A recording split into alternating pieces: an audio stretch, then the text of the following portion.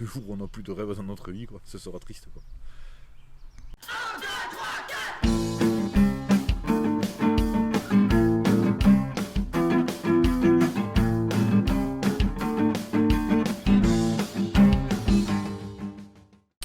Alors je suis Michel Castan, je suis agriculteur sur la commune d'Urialais et maire d'Urialais également, maire depuis 14 ans, agriculteur depuis plus de 25 ans. Et j'arrive de la région albigeoise, Carmaux plus exactement, à une centaine de kilomètres. Je suis pas né ici. Et donc c'est le choix de vie, vraiment, de venir vivre ici et de quitter cette vie un peu, on va dire, plus urbaine, plus moderne, plus tout ce qu'on veut, quoi. Et moi je recherchais cet isolement et voilà. Il faut dire tout ça.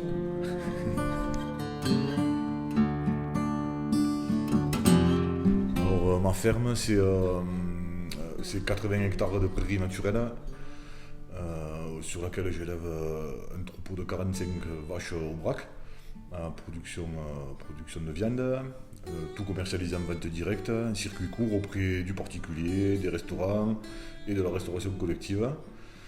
Et pourquoi en prairie naturelle parce que moi je parle beaucoup de symbiose entre mon troupeau, mes prairies et moi, l'éleveur. Et l'idée, c'est pas d'adapter la ferme à un troupeau donné, c'est d'adapter le troupeau à la biodiversité présente, donc aux prairies, aux haies qui l'entourent. Et donc voilà, mon idée c'est de valoriser la ressource qui pousse naturellement.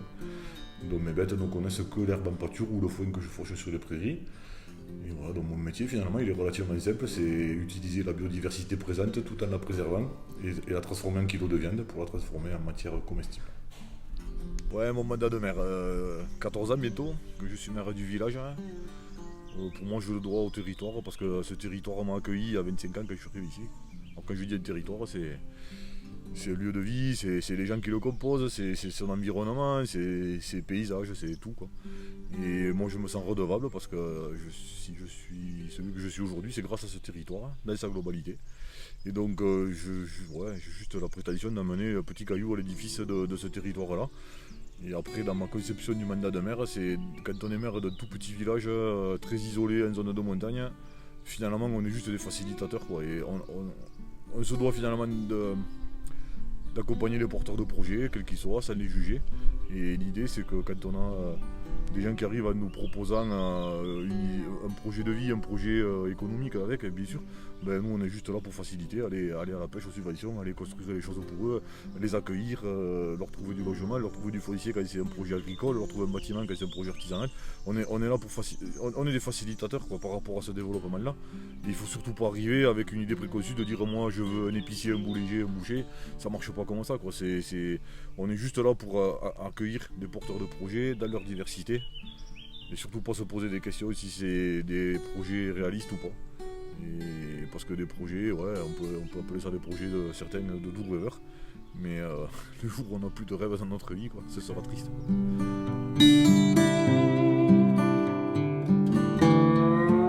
Ouais, le sujet des sols, c'est un sujet vaste, quoi.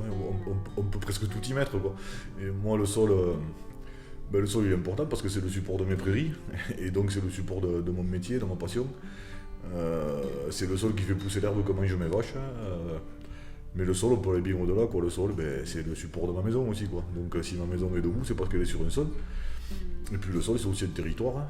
Et voilà, donc moi je suis aussi élu local et mon quotidien, c'est de me battre pour le développement harmonieux de mon territoire, avec ce développement social, ce développement économique. Et se développe tout en préservant cet environnement qui nous est tous cher, quoi. Et tout ça, c'est sur ce sol-là, quoi. Donc le sol, il est divers et varié, quoi. Il est ce qu'il est. Si on est un territoire de moyenne montagne, c'est parce que ce sol, il est un peu plus haut que la plaine. Et voilà, puis ce sol, il est magique, quoi. Il y a des zones humides, il y a des zones sèches, il y a plein de trucs dans ce sol-là. Et ouais, que ce soit dans mon métier de paysan ou dans mon mandat d'élu, on est là pour développer ce qu'il y a sur ce sol et tout en protégeant et le sol, qui sert de support à tout ce qu'on aime qui est dessus.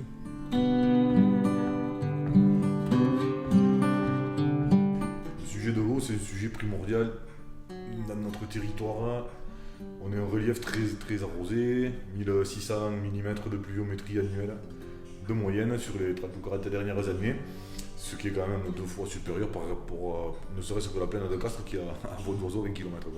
Donc on est très arrosé, ce qui permet d'avoir beaucoup de zones humides, beaucoup de chevelus, puisqu'on a une tête de bassin versant, de petits cours d'eau, etc. Plein de pépites, quoi, et qui amène plein de diversité. Et du coup, c'est un territoire peut-être d'autant plus fragile par rapport à cet éventuel changement climatique qui arrive là et qui va faire que, on le voit déjà, la pluviométrie, on pense qu'elle reste la même sur l'année, et par contre elle est certainement moins bien répartie, avec des périodes plus sèches.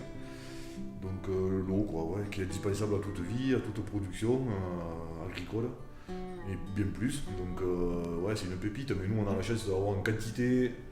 Donc on peut faire plein de trucs avec. Ici on a les barrages EDF qui produisent de l'électricité grâce au dénivelé et à la pluviométrie. Bon voilà, moi j'ai l'herbe de mes prairies qui pousse grâce à cette pluie. On peut faire plein de trucs avec l'eau, mais voilà, quoi, pépite enneigée, donc il faut à tout prix trouver des solutions, en particulier pour la production maraîchère et autres.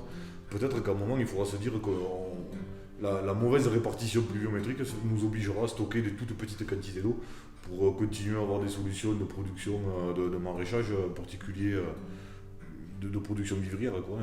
L'idée c'est pas de stocker des millions de mètres cubes pour aller produire, pour inonder de produits étrangers, mais pour que les gens qui vivent sur place puissent au moins consommer les légumes localement, et voilà, il faudra s'adapter, quoi. Mais bon.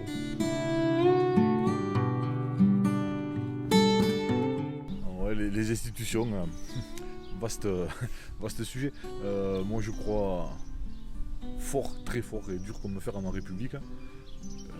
En tant qu'élu local, ouais, comme je dis souvent, pour moi c'est une fierté de pouvoir porter les charpes tricolores. Il ne faut pas confondre la médiocrité de certains qui sont capables de ne pas être au bon endroit au bon moment à certains postes, quoi, au niveau de la politique nationale, à pas confondre avec nous les élus locaux. Et c'est vrai qu'on peut rouspéter, on fait partie, on est tous contre tous, il y a tout va mal et compagnie, mais c'est pas les institutions, c'est pas la République qui va mal, quoi. C'est ceux qui la gèrent au moment, et voilà, je pense qu'on n'a pas forcément les personnes compétentes au bon endroit au bon moment. Et du coup ça nous fait poser questions sur cette République, mais qu'est-ce qu'il y a de mieux que notre République, quoi. Enfin, je veux dire, sur les 130 ou je sais pas combien il y a de pays sur la planète, j'ai surtout pas envie de vivre dans une autre République que la mienne, quoi. Elle est belle notre République, elle a 2 siècles d'histoire, avec des hauts et des bas, elle a un passé sombre aussi, mais quand même, quoi, on est tous, voilà, quoi, il y a quand même des vraies valeurs, mais c'est pas parce qu'à des moments dans l'histoire il n'y a personne qui a la compétence de gérer les institutions comme elles devraient l'être, qu'il faut les remettre en question, quoi. C'est pas les institutions à remettre en question, c'est les personnes qui sont à l'intérieur.